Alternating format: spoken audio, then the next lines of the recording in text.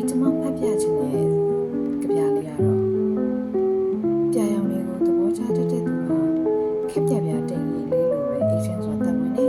သဘောကောင်းရင်ကြက်လုံးမိမဲ့ပင်လယ်ပြောင်းလိုပဲမဆာရခက်ပြန်နေတင်ရိပ်ပြာလေးရှိရ